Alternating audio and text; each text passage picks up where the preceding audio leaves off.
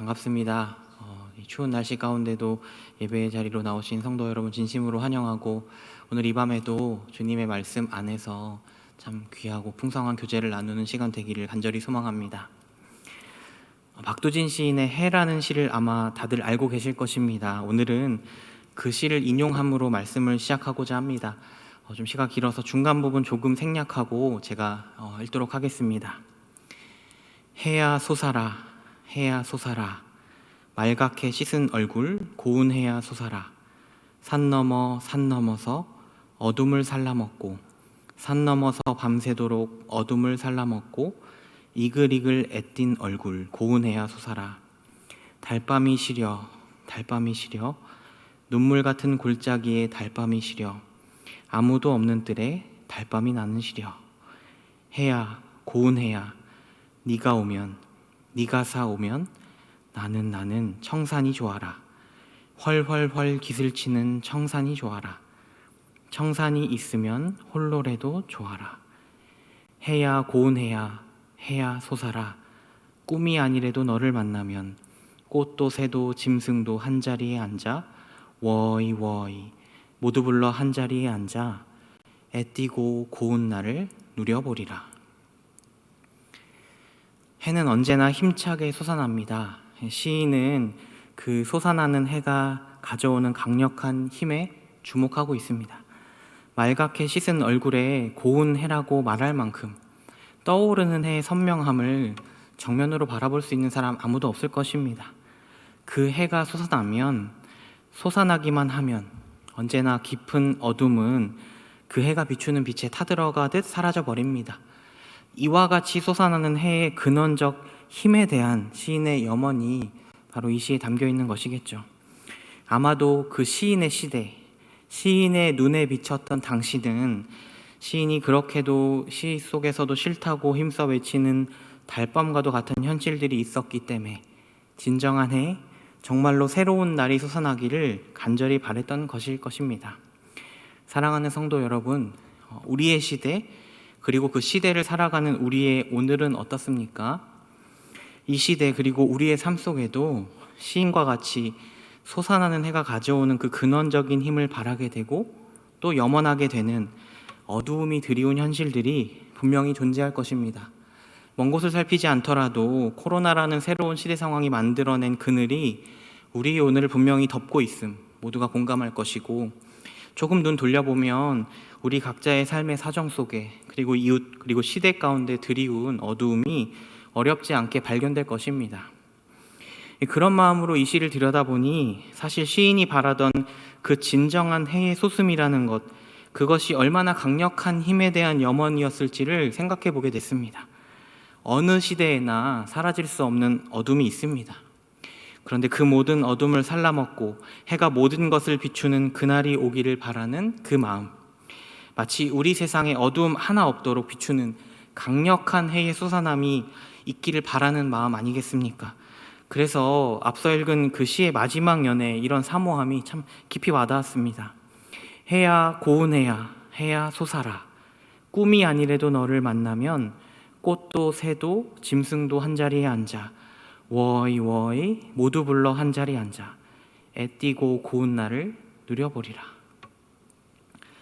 사무엘상 말씀을 함께 살피면서 2장과 3장의 말씀을 나눌 때도 빛과 어둠이란 모티브를 통해서 말씀을 시작한 바 있었습니다만, 사실 이 사무엘상의 말씀을 이어 살펴오면서 하나님께서 당시 이스라엘을 향해서 끊임없이 베푸신 것이 바로 이 빛을 비추는 일이라는 것을 오늘의 말씀에 이르기까지 더 깊이 살피고 헤아리게 됐습니다. 사실상 이스라엘의 시대는 어두움에서 한 걸음 전진한 바가 없습니다. 시간은 흐르지만 그들은 여전히 밤중입니다. 하지만 매 순간 하나님께서 그들을 향해 빛을 비추십니다. 그 어두웠던 사사의 시대, 잉태하지 못하는 한 여인의 마음을 토하여내는 그 눈물에 하나님께서는 사무엘이라는 선지자를 허락하시며 서광을 비추셨습니다. 말씀이 없어 희미했던 그 시대에 선지자를 통해 비로소 말씀을 주셔서 큰 줄기의 빛이 비추인 듯 했습니다. 하지만 잠시 회개와 각성이 지나가고 이스라엘은 하나님이 아닌 자신들의 왕을 요구했습니다. 그렇게 세워진 왕 사울은 또한 그들의 왕이 되어야 한다는 두려움에 무너졌습니다. 이 시대와 하나님을 이어오던 선지자 사무엘은 지금 또다시 시대의 어둠을 보고 슬퍼하고 있습니다. 그런데 하나님께서는 그에게 시대의 어두움을 보는 일이 그가 할 일이 아니라 이렇게 말씀하십니다. 오늘 말씀의 1절 말씀입니다. 여호와께서 사무엘에게 이르시되 내가 이미 사울을 버려 이스라엘 왕이 되지 못하게 하였거늘 내가 그를 위하여 언제까지 슬퍼하겠느냐. 너는 뿔에 기름을 채워 가지고 가라. 내가 너를 베들레헴 사람 이새에게로 보내리니 이는 내가 그의 아들 중에서 한 왕을 보았느니라 하시는지라. 그렇습니다. 하나님께서 그분의 뜻을 헤아려야 하는 선지자에게 말씀하시기를 지금은 슬퍼할 때가 아니라 새 시대를 열어야 할 때라고 말씀하시는 것입니다. 이새의 아들 중에 한 왕을 보았다. 이 말씀에 얼마나 큰 빛을 담아 비추기를 원하시는지 우리는 이후의 역사를 보았기 때문에 충분히 알고 또 기대할 수 있습니다. 그러니까 우리는 지금 이 말씀 속에서 하나님의 찬란한 새 빛이 나타나는, 먼동이 터오는 것 기대할 수 있습니다. 사랑하는 성도 여러분, 우리는 맑게 씻은 고운 해, 그 찬란한 해가 온전히 떠오르는 날에 대해서 밝히 보이신 하나님의 약속들을 말씀에서 보아 확신하는 성도들이지 않습니까? 우리 주님께서 이 땅에 오셔서 비추어 주신 그 마지막 날에 대한 소망이 주님 다시 오실 때 얼마나 온전하게 비추어질지 우리는 믿고 고대합니다. 그런데 사랑하는 성도 여러분, 그날이 오기까지, 그리고 우리 앞서 그날이 올 것을 주님을 통해 알리시기 전까지도 하나님께서 얼마나 지나온 시대마다 은혜의 빛을 비추셨는지 모릅니다. 마치 새날이 올 때마다 해가 솟아나는 것을 자연의 이치로 삼아주셨듯 이스라엘을 향해서 그들이 어두움 가운데 있을지라도 신실하게 일하여 주셨고, 이제 사무엘상의 말씀에서는 가장 찬란한 빛이라고 할 수 있을 그 다윗의 시대가 오도록 모든 일을 계획하고 이루어 가시는 것입니다. 그 다윗의 시대가 지나 진정한 왕이신 그리스도께서 우리에게 밝히 보이신 마지막 때를 향하여 나아가고 있는 우리에게 이 말씀이 주는 위로가 정말로 큽니다. 주님의 나라가 온전히 임할 그때까지 여전히 하나님께서 신실하게 우리를 향하여 빛을 비추어 주실 것입니다. 특별히 오늘의 말씀은 우리에게 이 모든 일이 얼마나 하나님의 뜻하신 바 안에서 이루어지게 되는지에 대해서 확신 있게 전해주고 있습니다. 그 부분을 함께 나누면서 우리가 하나님을 더욱 확신하고 의지하기를 간절히 소망합니다. 오늘의 말씀은 우리에게 한 사람 다윗을 세우는 장면을 소개합니다. 그런데 이 모든 일이 다 하나님 뜻 안에서 이루어지고 있다는 사실에 대해서 본문의 말씀 자체가 분명히 우리에게 주목하게 하고 있습니다. 다시 한번 1절의 말씀을 제가 읽겠습니다. 여호와께서 사무엘에게 이르시되 내가 이미 사울을 버려 이스라엘 왕이 되지 못하게 하였거늘 내가 그를 위하여 언제까지 슬퍼하겠느냐. 너는 뿔에 기름을 채워 가지고 가라. 내가 너를 베들레헴 사람 이새에게로 보내리니 이는 내가 그의 아들 중에서 한 왕을 보았느니라 하시는지라. 앞서도 언급했듯이 하나님께서는 사무엘에게 지금이 어떤 때인지에 대해 그가 확실히 알도록 말씀하십니다. 하나님께서 이미 버린 사람을 위해 슬퍼할 때가 아니고 오히려 슬픔이 아닌 기름, 그러니까 하나님의 사람을 세우기 위한 기름을 채워서 떠나야 할 때라 말씀하십니다. 이 1절의 하반절 부분을 좀 원어적인 뉘앙스를 그대로 살리고 좀 필요한 말들로 추려서 간단하게 번역하자면 이런 표현인 것입니다. 가라, 내가 너를 보낸다. 왜냐하면 내가 왕을 보았기 때문이다. 그러니까 이미 왕이 될 것으로 확실히 마음에 정하신 한 사람, 그를 위해 선지자를 그곳으로 보내고 계신 것입니다. 이미 하나님께서는 새 시대를 열어갈 뜻을 한 사람 안에 세우시고 이루어 가고 계시는 것입니다. 사랑하는 성도 여러분, 사무엘상 16장을 여는 이 말씀은 우리에게도 참 중요한 질문을 던지고 있는 것 같습니다. 무엇인가 하면 우리는 과연 우리가 살아가는 시대 속에서 우리의 오늘에 대하여 바르게 이해하고 살아가고 있는지에 대해서요. 물론 하나님께서는 시대와 상황, 그 어느 것에도 가두어질 수 없는 분이지만 그럼에도 우리를 위하여 우리의 시간과 우리의 상황을 주관하시며 함께 하심을 우리가 알고 있습니다. 그리고 분명히 같은 시간과 상황 속에서 하나님께서 바라보시는 것과 우리가 바라볼 수 있는 것에는 본질적인 차이가 있습니다. 물론 이 중요한 주제는 이후에 다시 한번 나누겠지만 지금 우리가 주목할 것은 무엇이냐면 바로 때, 그러니까 시대와 상황에 대한 부분입니다. 사무엘은 한 시대를 새롭게 여는, 그러니까 다시 하나님의 말씀이 임하게 되는 새 시대를 여는 선지자였습니다. 우리가 앞서 3장에서 그 장면을 살폈습니다. 그런데 지금 그도 무엇 때문인지는 정확히 밝히지 않지만 잠시 이 시대 속에 갇혀 있는 것 같습니다. 그가 마주하고 본 현실이 그를 절망하게 했기 때문일 것입니다. 사울도 분명히 기름 부음 받아 세워진 왕이었는데 그가 하나님께 버림받게 된 그 일이 하나님의 말씀을 선포했고 또 그 성취를 바라보던 선지자에게는 정말로 큰 슬픔이자 충격이었을지 모릅니다. 그리고 하나님께서는 그런 와중에 놀랍게도 이미 새 왕을 보고 계십니다. 선지자는 지금 기름을 채워 그 사람을 세워야 하는 때라 말씀하시는 것입니다. 사랑하는 성도 여러분, 이 말씀은 우리에게 분명한 확신을 줍니다. 하나님께서는 우리와 함께 하시되 늘 앞서 시대를 여시고 또 이루어 가시는 분이라는 사실 말입니다. 이 말이 정말로 우리에게 막연해서는 안 됩니다. 세상 역사의 주관자가 바로 하나님이라는 확신이 우리 삶에 늘 영향을 미쳐야 합니다. 그러니까 지금 단지 내 일에 좀 집중하고 나의 삶이 어떻게 될 것인지에 대해서 골몰하며 늘 우리의 중심에 있는 것이 그냥 우리의 일상 정도라면 우리는 하나님을 바라보고 기대하는 것이기보다 우리의 작은 우주 속에서 하나님 바라보면서요, 하나님께서 우리의 작은 우주를 바꾸어 주시기를 바라는 것에 불과한 것 아니겠습니까? 하나님, 제 삶에 기적과 같은 도움 필요합니다. 하나님, 제 우주의 변화가 필요합니다. 제 삶을 바꾸어 주십시오. 이렇게 말이죠. 사랑하는 성도 여러분, 하나님께서는 세상의 주관자이시며 만물의 통치자이십니다. 그분의 뜻대로 만물이 운행하고 있습니다. 그리고 오늘 말씀에서 하나님께서는 그분의 백성 삼으신 이스라엘의 어두움 속에서도 여전히 그들을 향한 은혜의 빛을 비추기를 원하십니다. 전적으로 하나님의 뜻대로 그 일들을 이루어 가고자 예비하시고 또 이루어 가시고자 합니다. 우리의 시대는 어떻습니까? 그리스도를 이 땅에 보내시어 낮고 낮은 땅에서 우리를 위한 고난을 다 겪으신 그 주님을 지극히 높여주신 우리 아버지께서 이제는 아버지의 모든 권세를 아들에게 맡기시고 그분의 통치가 온전히 임하는 때를 우리로 하여금 기다리게 하셨습니다. 그러니까 우리는 정말로 확실한 약속의 때를 살아가고 있는 것입니다. 그렇다면 오늘 우리의 삶에는 하나님이 밝히시는 내일에 대한 기대와 소망이 있습니까? 어두움이 가려서 또 근심하고 두려워하고 시대를 바라보며 신음하는 것, 물론 우리도 잠시간 그렇게 할 수밖에 없는 연약함 분명히 있습니다만 우리는 지금 이 순간 그럼에도 이미 밝히 보이신 주님의 때에 대한 기대감과 또 소망함이 있어야 할 것입니다. 단지 그냥 막연히 내일 좋아질 것 기대하는 그런 말 하는 것 아닙니다. 지혜로운 반응으로 우리 아버지 앞에 서는 것을 말하는 것입니다. 가장 큰 기쁨을 가져다 주실 그때를 생각하며 오늘을 더 하나님 앞에 근면함으로 또 겸손함으로 또 순종과 정직으로 사는 것입니다. 우리 주님께서도 시대를 분별하지 못하는 세대를 향해 교훈하실 때 이렇게 말씀하신 바 있습니다. 전 늘 이 말씀을 마음에 품고 있는데요. 누가복음 7장 34절과 35절입니다.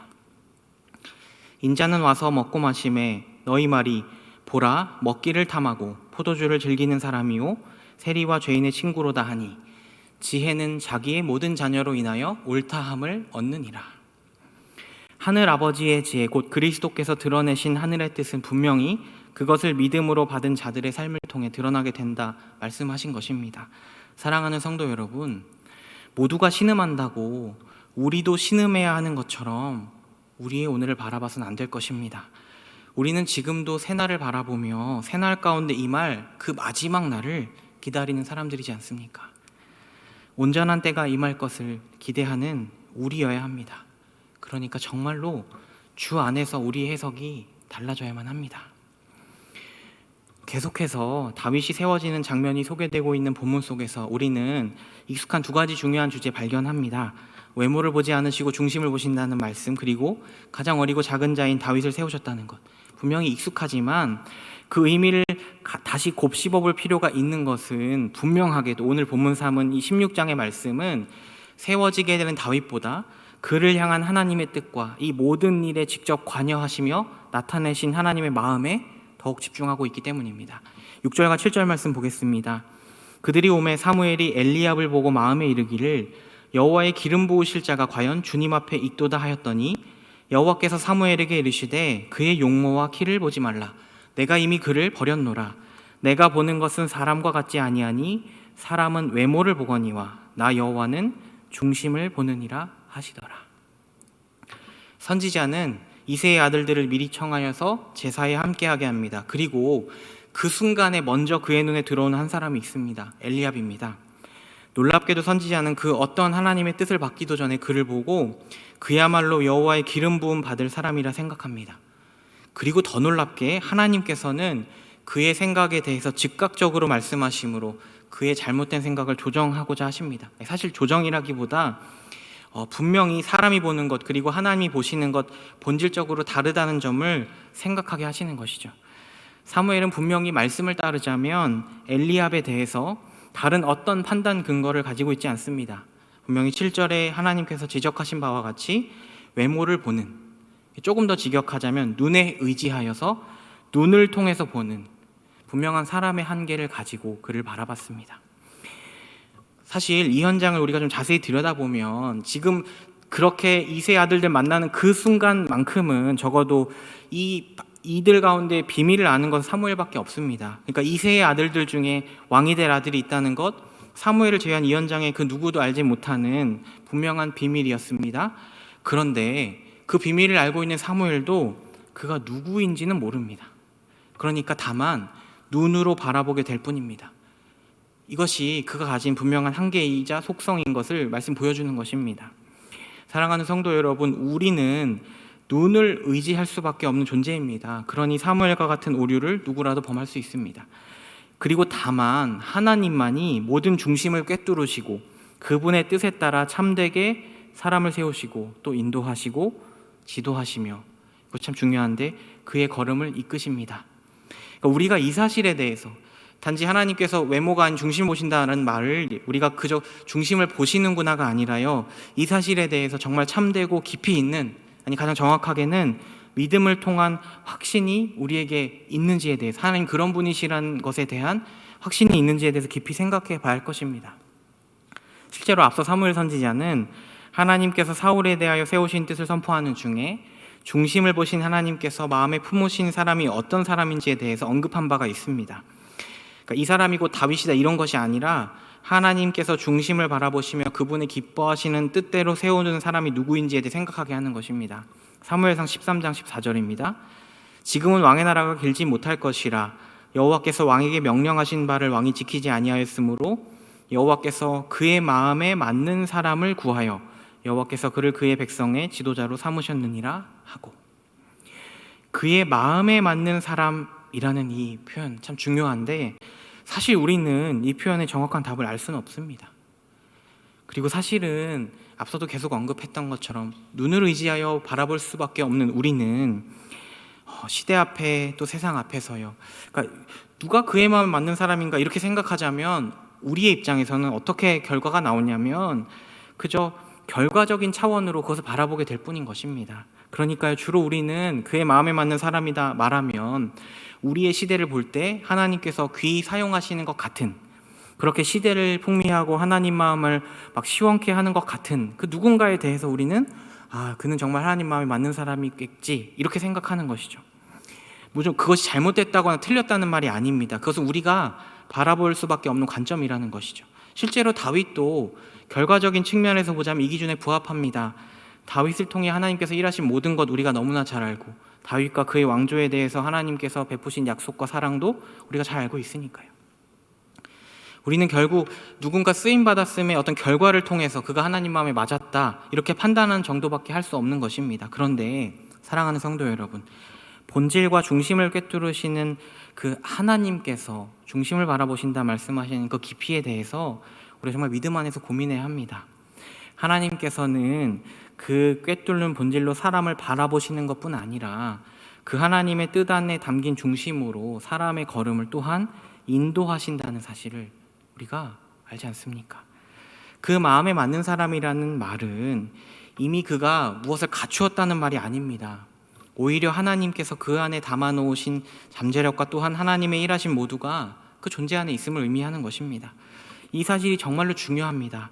오늘의 본문에서 등장한 적 없고 주목받지 못했던 다윗이 드디어 등장하고 세움을 받는 장면을 보면 정말로 그것이 맞다는 것을 우리에게 강력하게 증거하여서 우리가 정말 하나님의 뜻을 얼마나 신뢰하며 의지해야 할 것인가를 오늘 본문 보여주고 있습니다. 이새의 모든 아들들이 택함받지 못했습니다. 그리고 오히려 상황은 예상하지 못하던 곳에서 발생합니다. 10절부터 12절까지의 말씀입니다. 이새가 그의 아들 일곱을 다 사무엘 앞으로 지나가게 하나 사무엘이 이새에게 이르되 여호와께서 이들을 택하지 아니하셨느니라 하고 또 사무엘이 이새에게 이르되 내 아들들이 다 여기 있느냐? 이새가 이르되 아직 막내가 남았는데 그는 양을 지키나이다. 사무엘이 이새에게 이르되 사람을 보내어 그를 데려오라. 그가 여기 오기까지는 우리가 식사자리에 앉지 아니하겠노라. 이에 사람을 보내어 그를 데려오매 그의 빛이 붉고 눈이 빼어나고 얼굴이 아름답더라. 여호와께서 이르시되 이가 그니 일어나 기름을 부으라 하시는지라. 그렇습니다. 분명히 다윗은 주목받을 수 없는 막내였고 어린 양치기 소년이었기에 아들이지만 이 자리에 초청받지 못했습니다. 그리고 바로 그 아무도 주목하지 않았던 이 작은 자를 하나님께서 이미 주목하셨고 그를 이스라엘의 왕으로 세울 뜻을 품으셨음이 드러나고 있는 것입니다. 이 말씀을 통해서. 그러니까 오늘 말씀은 이스라엘을 향한 하나님의 은혜의 해가 비추이기 시작하는 한 때를 우리에게 보여주고 있는데 이 모든 일이 중심을 보신 하나님의 뜻 안에서 사람의 기대가 아닌 오직 하나님의 기대를 따라 이루어지게 되었다는 것에 대해서 주목하게 하고 있는 것입니다. 말씀을 통해서요. 사랑하는 성도 여러분, 우리는 아마도 다윗이 얼마나 중요한 인물인지를 알기 때문에 마치 다윗이 세워지는 장면에 대해서 굉장히 상징성을 두기도 할 것이고 또 미화하여서 이 장면 이해할 수도 있을 것입니다. 외모가 아닌 중심을 보신다는 그 말도요, 우리에게는 마치 다윗의 특별함을 돋보이게 하는 어떤 표현처럼 기준처럼 이해하게 될 수도 있을 것 같습니다. 하지만 오늘 본문 속에서 이 작은 소년에게는 그 어떤 특별함도 또 주목받을 모습도 보이지 않습니다. 다만 하나님의 지혜와 하나님의 뜻이 모든 일을 주도했다는 것을 주목하게 하고 있습니다. 그래서 한 성경학자는 다윗이 세워지는 이 장면에 대해서요, 이렇게 한 문장으로 표현합니다. 제게 굉장히 와닿아서 제가 말씀 준비하면서도 오래 곱씹었는데요. 영어로 되어 있는 표현인데 좀 번역하자면 이렇습니다. 다윗은 사람의 우연이 아니라 하나님의 의도였습니다. 조금 풀어서 말하면요, 다윗은 사람의 우연 혹은 사람의 능력 혹은 인생의 결과물, 세상의 산물, 경험이나 노력의 존재가 아니라 하나님의 의도, 하나님의 뜻하심, 하나님의 목적하신 바 자체였다는 것이죠. 사랑하는 성도 여러분, 그래서 저는 오늘의 본문을 저의 표현으로 이렇게 다시 그 이야기를 좀 재구성하고 싶습니다. 여전히 어두웠던 그때에 하나님께서 아무도 주목하지 않던 한 곳에 빛을 비추어서 그곳으로부터 새로운 동이 트게 하셨습니다. 이제 하나님께서 그분의 방식으로 그 빛을 움직여 해가 솟아나게 하실 것입니다. 라고 말입니다. 사랑하는 성도 여러분, 이것은 정말로 하나님의 일하시는 방식입니다. 하나님께서 그분의 나라를 세워가시는 중요한 방식입니다. 가장 어리고 작은 자 다윗, 그를 택하신 하나님께서 오늘 말씀의 마지막 장면을 어떻게 그려내시는지 아십니까? 13절입니다. 사무엘이 기름 뿔병을 가져다가 그의 형제 중에서 그에게 부었더니 이날 이후로 다윗이 여호와의 영에게 크게 감동되니라. 사무엘이 떠나서 라마로 가니라. 그보다 더 큰 모든 형제 중에 오직 작고 어린 그에게 여호와의 영이 임하고 이날 이후로 다윗은 여호와의 영에게 크게 감동되었다고 성경은 말합니다. 이제부터 그의 모든 걸음은 다윗 자신의 걸음이 아니라 여호와의 영이 이끄는 하나님의 종 다윗의 걸음이 되는 것입니다. 우리가 알듯 거대한 골리앗, 또 오랜 광야 도피 생활, 그 외에도 얼마나 그의 인생에 그늘이 많았습니까? 하지만 여호와의 영이 그 걸음을 인도하며 하나님의 해가 솟아나게 하실 것입니다. 그러니 다윗이 세움받는 이 장면은 분명히 우리 주님을 연상케 합니다. 작은 자를 데려다 세우시고 여호와의 영으로 감동케 하시며 이제 그분의 방식으로 다윗을 이끌어 가실 이 장면을 바라보면서 이사야 선지자를 통해서 하나님께서 예언하셨던 주님에 대한 말씀이 떠올랐습니다. 이사야서 53장 1절부터 3절까지입니다. 우리가 전한 것을 누가 믿었느냐? 여호와의 팔이 누구에게 나타났느냐? 그는 주 앞에서 자라나기를 연한 순 같고 마른 땅에서 나온 뿌리 같아서 고운 모양도 없고 풍채도 없은즉 우리가 보기에 흠모할 만한 아름다운 것이 없도다. 그는 멸시를 받아 사람들에게 버림받았으며 간고를 많이 겪었으며 질고를 아는 자라. 마치 사람들이 그에게서 얼굴을 가리는 것 같이 멸시를 당하였고 우리도 그를 귀히 여기지 아니하였도다. 사랑하는 성도 여러분, 우리 주님께서 이루셔야 했던 우리를 위한 구원의 방식은 사실 누구에게도 주목받을 수 없는 일이었습니다.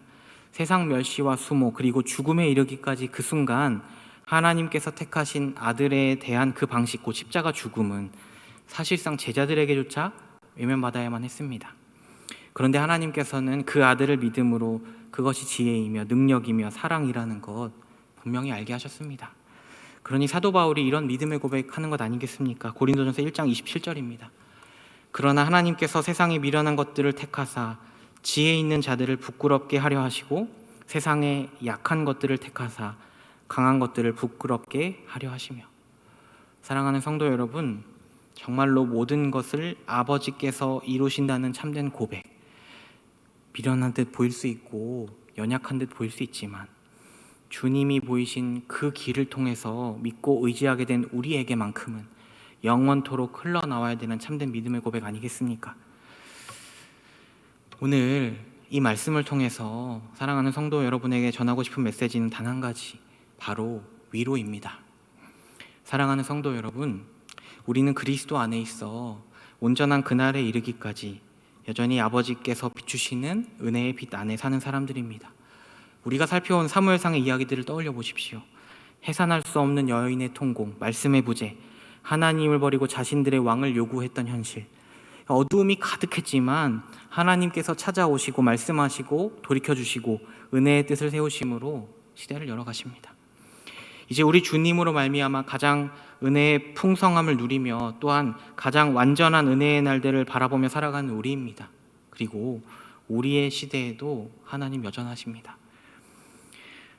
성도 여러분, 우리 중에 누가 악을 행해서 그 나라가 멀어지는 것도 아니고 우리 중에 누가 정말로 선을 이루어서 그 나라가 가까워지는 것이 아닙니다. 아버지께서 은혜의 빛으로 우리를 인도하시는 그 여정의 시대를 그저 우리가 살아가고 있는 것입니다. 코로나와 삶의 여러 문제, 결핍, 고난, 고통, 괴롭게 하는 그 무엇 하나도 우리의 걸음을 막아설 수 있는 것 없습니다. 우리는 여전히 그리스도 안에서 아버지를 향한 은혜의 걸음 나아가고 있는 것입니다. 그러니까 우리가 무엇을 하겠습니까? 여전히 그날을 염원하며 아버지의 뜻대로 반응하며 사는 것입니다. 아버지를 정말로 사랑하고 기뻐하며 우리 주님을 더욱 온전히 바라보는 것 외에 우리에게 더 지혜로운 것은 없습니다. 지금까지도 그렇게 믿음의 걸음을 잘 걸어오신 줄 아는데 앞으로도 더욱 이와 같이 우리가 주 안에서 믿음의 걸음 걸어가기를 소망합니다. 말씀을 정리하고 마치겠습니다. 사랑하는 성도 여러분, 아직은 우리 삶에 그늘이 사라질 때가 아닙니다. 하지만 온전한 해가 비추이면 우리 삶에 그늘이 사라질 그날이 반드시 올 것입니다. 그리고 그날에 이르기까지 우리 하나님께서 여전히 우리를 향한 은혜의 빛을 비추고 계십니다. 그러니까 우리 중심에 계신 그리스도를 바라보는 것으로 족합니다. 그 즐거움을 어느 것에도 빼앗기지 않으시기를 바라겠습니다. 영원을 사모하며 아버지의 이 은혜를 확신했던 한 시인의 고백으로 말씀 마치고자 합니다. 시편에 있는 고백입니다. 37편에 있습니다. 여호와께서 사람의 걸음을 정하시고 그의 길을 기뻐하시나니 그는 넘어지나 아주 엎드러지지 아니함은 여호와께서 그의 손으로 붙드심이로다. 아멘. 그렇게 될 줄로 믿습니다. 같이 기도하겠습니다.